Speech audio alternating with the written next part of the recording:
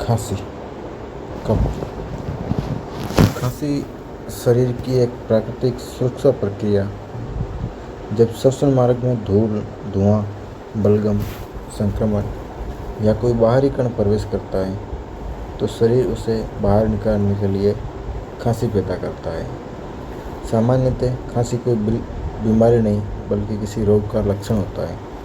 यदि खांसी कुछ दिनों में ठीक हो जाए तो यह सामान्य मानी जाती है, लेकिन यदि लंबे समय तक बनी रहे तो किसी गंभीर बीमारी का संकेत हो सकता है। खांसी के प्रकार। खांसी कितने प्रकार की होती है? सूखी खांसी, इसमें बलगम नहीं निकलता है, गले में खुजली या जलन महसूस होती है। बलगम वाली खांसी, इस खांसी में बलगम निकलता है। यह संक्रमण या फेफड़ों की बीमारी का संकेत होता है। एलर्जी खांसी, धूल, धुआं, परागकण, पालतू जानवरों के बाल या मौसम परिवर्तन के कारण होती है। तीव्र खांसी, एक्यूट खांसी, जो एक्यूट कफ बोलते हैं, सप्ताह में कम समय तक रहने वाली खांसी। दीर्घकालीन खांसी, सप्ताह से अधिक समय तक रहने वाली खांसी या फिर रात में होती है। रात में होने वाली खांसी अस्थमा, एलर्जी या एसिड रिफ्लक्स के कारण होती है।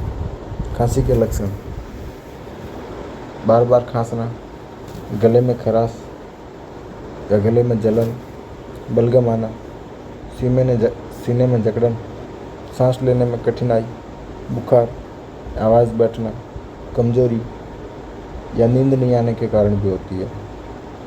खांसी के कारण: वायरल संक्रमण, सामान्य सर्दी, जुकाम और फ्लू वायरस के कारण खांसी हो सकती है।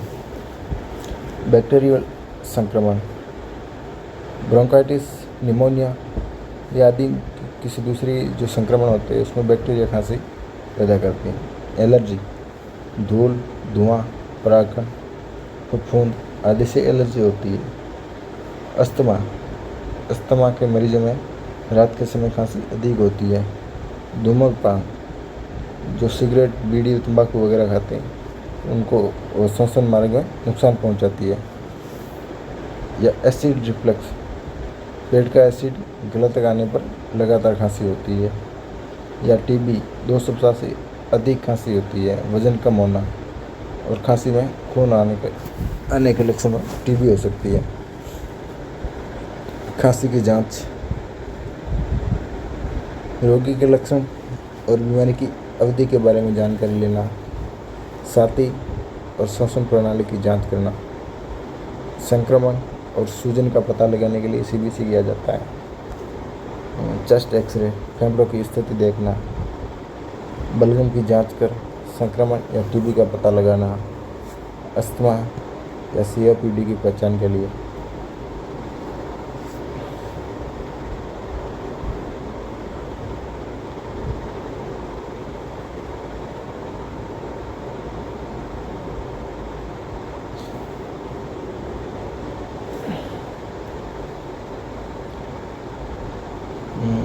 खांसी में दवाई कब क्यों दी जाती है या किस खांसी में कौन सी दी जाती है?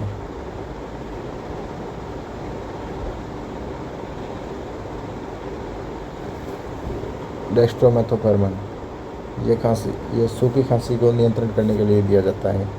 यह मस्तिष्क के खांसी केंद्र पर कार्य करता है। सिट्राजिन एलर्जी में यूज होती है। एलर्जी के टाइम जो खांसी या फिर नाक बहने में होता है।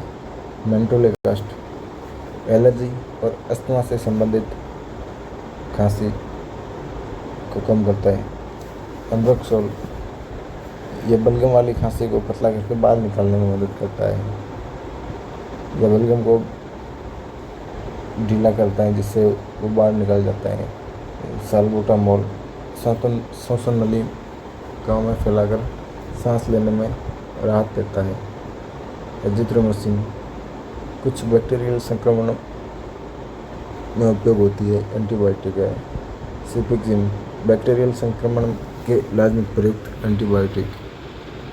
या सपोर्टिव ट्रीटमेंट, भाप लेना, गर्म पानी पीना, नमक से गरारे करना, या फिर पर्याप्त आराम करना, धूम्रपान से बचे, पर्याप्त पानी पिए। खांसी में क्या करें? गर्म तरल पदार्थ ले, भाप ले, पर्याप्त मात्रा में आराम करें, मास्क पहने, डॉक्टर की सलाह के अनुसार दवा लें, संतुलित आहार लें या पर्याप्त मात्रा में पानी पिए। खांसी में अपने को क्या नहीं करना है? बिना सलाह के कोई भी एंटीबायोटिक मेडिसिन ना लें, धूम्रपान ना करें, ज़्यादा ठंडी चीज़ों का यूज ना करें, बच्चों को कोडिन युक्त सिर्फ ना दें या खांसी को ज़बरदस्ती ना रोकें। कब तुरंत डॉक्टर को दिखाना चाहिए? खांसी 2 से 3 सप्ताह से अधिक हो या खांसी के साथ खून आए या सांस लेने में प्रॉब्लम हो, तेज़ बुखार हो, वज़न तेज़ी से कम होता हो, सीने में दर्द भी हो, ऑक्सीजन भी कम हो।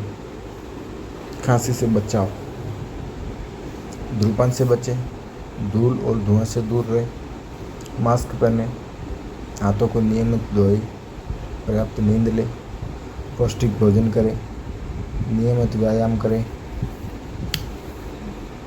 खांसी समय में कोई बीमारी नहीं है, बल्कि कई रोगों का एक महत्वपूर्ण लक्षण है।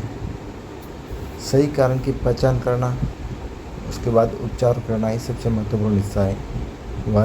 वायरल संक्रमण, एलर्जी, अस्थमा, बैक्टीरियल संक्रमण या फिर एसिड रिफ्लक्स और टीबी जैसी स्थितियाँ खांसी का कारण बन सकती है। उचित जांच, सही निदान और डॉक्टर की सलाह के अनुसार दवाओं का यूज़ करना मरीजों में खांसी का सफलतापूर्ण इलाज वही होता है। ये जानकारी केवल एजुकेशन पर्पज़ से है।